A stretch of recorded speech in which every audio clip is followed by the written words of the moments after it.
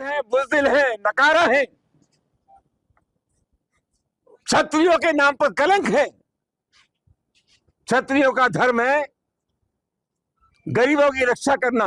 मुझे बताया गया था कि ताबड़तोड़ 6 घटनाएं लगातार इस तरह की बुलंदशहर में हुई हैं जहां दलितों की बारात नहीं चलने दी गई। जगह जगह दलित लोगों को निशाना बनाया जा रहा है, उनकी नाबालिग बच्चियों के साथ बलात्कार किया जा रहा है, उनकी बारातें नहीं चलने जा रही, डरने दी जा रही है, अम्बेडकर की प्रतिमाओं को तोड़ा जा रहा है। एक सुनहरा स्थान पर बहुत तेज गति से थार गाड़ी ने टक्कर मारी, जिसमें एक महिला की मृत्यु हुई और 6 लोग घायल हुए। ये पूरा दलित परिवार था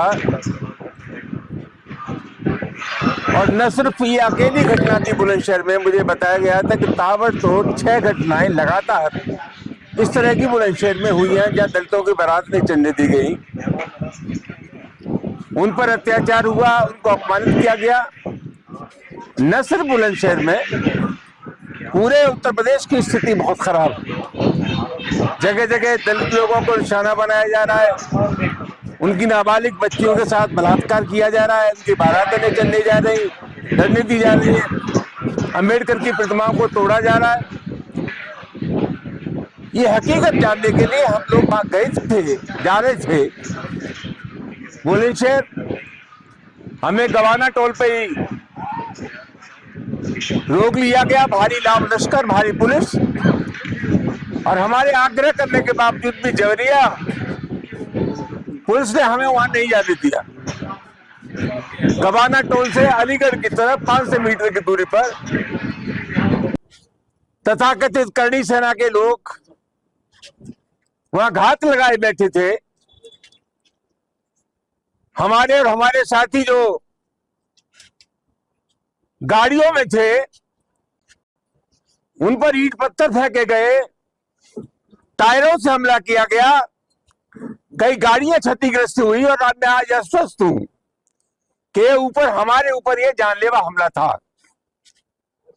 और ऐसा मुझे लगता है कि सरकार जानबूझ करके मेरी हत्या कराना चाहती है। 3 दिन पहले से जब ये तय था कि हमें बुलंदशहर जाना है, प्रशासन को पता था, खुफिया तंत्र को पता था, पूरे जनपद को पता था, हाथरस और अलीगढ़ को भी जानकारी थी। इसके बाद भी हमला एक सुनियोजित षड्यंत्र के तहत हमारे ऊपर किया गया। उत्तर प्रदेश की जिस प्रकार की कानून व्यवस्था की स्थिति है और जिस तरह के तत्वों को शय मिल रही है, संरक्षण मिल रहा है, उससे सही अनुमान लगाया जा सकता है कि स्थिति क्या है। आप लोग जानते हैं कि 12 अप्रैल के बाद जब तलवार लहराई गई, अवैध असले लहराए गए और प्रशासन ने उनके खिलाफ कोई कार्रवाई नहीं हुई, तो अवांछनीय तत्वों के हौसले बुलंद हुए, एक वर्ग विशेष के हौसले बुलंद हुए। कोई कार्रवाई नहीं की गई। प्रशासन ने जिन शर्तों के साथ अनुमति दी थी सभा करने की, उन शर्तों को तोड़ा गया। इसका सीधा सीधा मतलब यह है कि यह शासन निरंकुश हो गया है। जानबूझ करके हालात ऐसे पैदा किए जा रहे हैं जहां अराजकता हो, कानून का राज हो, संविधान का राज हो। और जिस प्रकार की स्थिति है, प्रतिपक्ष के लोगों को तो राजनीति करना मुश्किल हो जाएगा। मैं सिर्फ यही कह सकता हूं, घटना बहुत महत्वपूर्ण है और इस साजिशन हमारे ऊपर कातिलाना हमला था। ये जो लोग हैं, बुज़दिल है, नकारा है, क्षत्रियों के नाम पर कलंक है। क्षत्रियों का धर्म है गरीबों की रक्षा करना। ये बगल में भरतपुर के राजा सूरजमल क्षत्रिय थे। राजा सूरजमल अंग्रेजों से लड़े, उन्होंने अंग्रेजों की गर्दन काटी, किसी भी गरीब की गर्दन नहीं काटी। ये तथाकथ जो सेना है, मेरा उनसे आग्रह है, पाकिस्तान में आतंकवाद के खिलाफ लड़ो, जाकर के पहुंच जाओ। चीन ने हमारी जमीन पर कब्जा कर रखा है।